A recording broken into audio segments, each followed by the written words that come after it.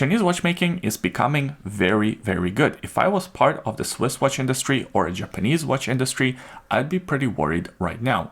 A great example of how good Chinese watch industry is getting is this Peacock Divine. It's a handcrafted watch with an ultra thin tourbillon movement. And of course, that's the watch we will take a look at today. Now, there are a couple of things that if Peacock were to improve with this watch would make it an incredible value for money proposition and would make it very difficult to compete with. First, let's talk about the case and the dimensions. I think they're very reasonable.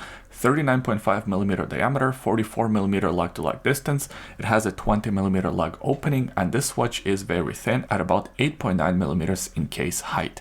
The case and the crown are made out of 904L stainless steel, not the 316L stainless steel. This is the steel that famously Rolex uses and a few other watch brands. The finish is also outstanding. We have an alteration between satin and high polish finishes. I also really like the shape of this bezel. It sort of curves in, which makes this case not another boring standard dress watch type case. There's a crown at the 3 o'clock position signed with a Peacock logo. And this crown is a simple push-pull style crown. It is not a screw-down crown, which is a good choice since this watch is powered by a hand-wound movement. Since this is a dress watch with a non-screw-down crown and the case back held together with these 6 screws, the water resistance is of course compromised. 50 meters is what this watch is rated at, so you can wear this watch around water if it's raining, if you're washing your dishes. I think for the most part, you should be safe. The other thing that I noticed about this watch, and everyone else noticed that I handed this watch to, is how light it is. It weighs only 60 grams on the leather strap. That is incredibly light. Undoubtedly, one of the most impressive parts of this watch is not the case, but the dial. It's a hand-finished dial that took thousands of little hits to create this pattern, the little ridges, the way it plays with the light. It is all intentional, created by Master Zhao, and each dial is unlike the other dial because of course they're hand finished, so they're not printed, and each one is unique in its own way. There are 4 different dial combinations. I of course have this frost green one. I think that's my favorite one.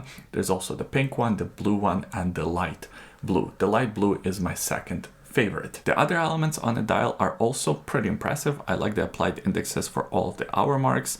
They are finished with a 2-tone finish. The set of hands is also finished with a dual finish. It has a satin and a high polish finish, and the arrowhead is executed in high polish. Under macro lens, I couldn't really find any imperfections. It is finished to a pretty high standard.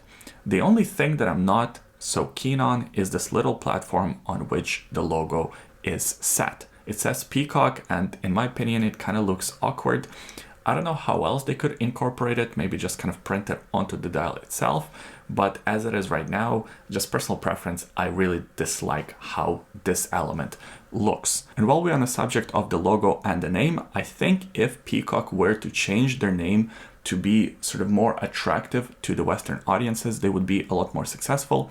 I reviewed a different watch from them, a diver, and both the unboxing video and the video review got a lot of comments from people saying things like, I don't want to wear a watch on my wrist that says Peacock on a dial, which is sort of understandable. Not every word sounds good in every language or translated into every language. I understand why it's called Peacock. It's an older company with some history, but perhaps if they were to change the name for the Western audiences, for European market, for North American market, they probably would be a lot more successful. Come up with something a little bit more generic, a little bit cooler sounding, and I think they would be a lot more successful in the Western markets. Coming back to the dial and the finishes, of course, they're at the 6 o'clock position. First of all, it says China made. They're very proud of the fact that they are a Chinese company, which is great. I think more Chinese companies should embrace the fact that they're making watches in China and they're making the movements in China. So I think that's a good call. But besides that wording Chinese made, you also have the tourbillon. It's taking a pretty big portion of the bottom half on the dial, and it is beautiful. Under the macro lenses, it looks especially good, and overall this movement looks very good. It's a pretty well finished movement.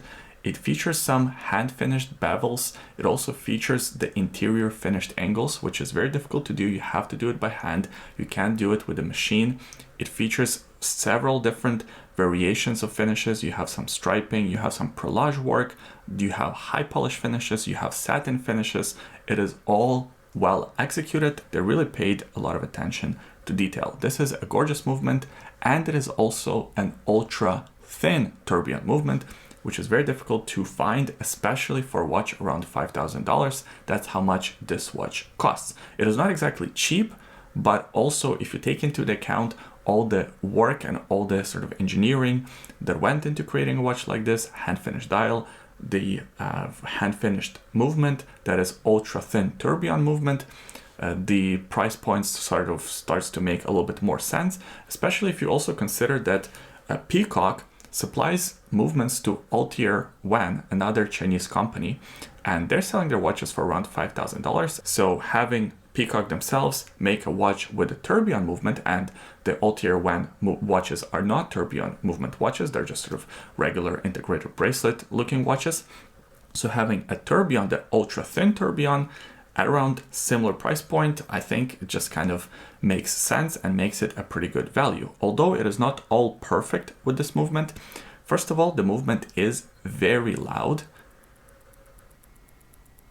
Not sure if the microphone can really pick it up, but it is exceptionally loud. It is much louder than a lot of the other watches that I have reviewed over the last 7 years, and you can really hear it, especially if you're sitting in a quiet room.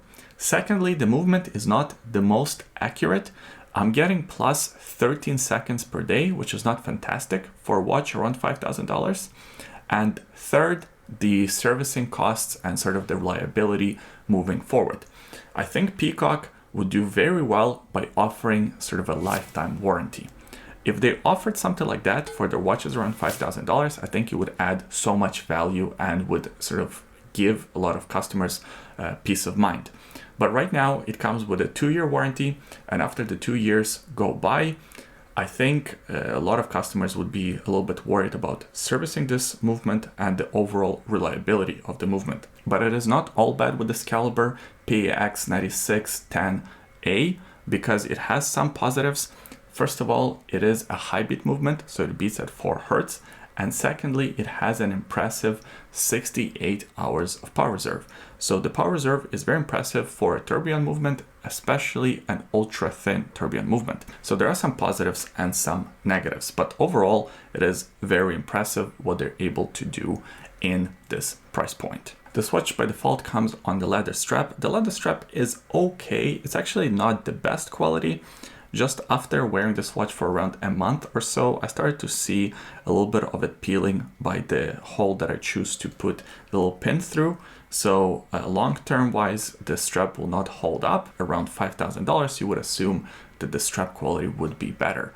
The rest of the strap is pretty good. It has pretty simple hardware, just a tang buckle signed with the Peacock logo, and it has quick release pins, so you can easily swap between this strap and something else. And on my 7¼ inches wrist, I think the watch looks really good. It has a pretty short lug-to-lug distance, around 44 millimeters. So even if you have a smaller wrist, I think you should be okay wearing a watch like this. Now on their website, they're saying that the watch feels and wears smaller, about 38 millimeters. I don't necessarily agree with that. I think it wears true to size, maybe even slightly larger, closer to about 40 millimeter watch, because there's not too much of a bezel. Pretty much the whole diameter of the watch is the dial. So I say it wears true to its size, maybe slightly larger, like a 40 millimeter dress watch. It is also a very slim watch, under 9 millimeters in case height, so you should have no problem sliding this watch under the cuff of any shirt. And as I mentioned, it is also very light, under 60 grams in weight, including the leather strap. I'm pretty impressed with this watch, a lot more impressed with it than I was with the Diver from the same company. I think they did a lot of things right, and the overall value for money proposition is very strong. Although, as I said, it does have some negatives. The movement is running a little bit too fast, especially for a watch in this price category. The leather strap could be improved. The movement is also loud, and you have to think about the long-term reliability and the serviceability of the movement. And lastly, this name and the way the logo is integrated on the dial, I think those things could be improved and tweaked. So as I said at the beginning of this video, Chinese watchmaking is coming a long way, and with a few more tweaks and small changes, I think they're going to be a very, very powerful force within the watch industry. And as I said at the beginning, if I was part of the Swiss watch industry or a Japanese watch industry, I'd get a little worried now. If this watch came from a Swiss watch company with a hand-finished dial with an ultra-thin tourbillon movement that is hand-finished, yeah, we're talking about 30, 40 plus $1,000. So having it be around $5,000 is expensive. This is not a cheap watch, but all things considered, values of watches is kind of a weird thing. It's not too bad. What do you think? Leave your comments in the comment section below. I always enjoy reading them. If you enjoyed this video, please give it a thumbs up, and of course subscribe to the YouTube channel for more reviews like this in the future. Thanks for watching this one, and we'll see you next time. Bye.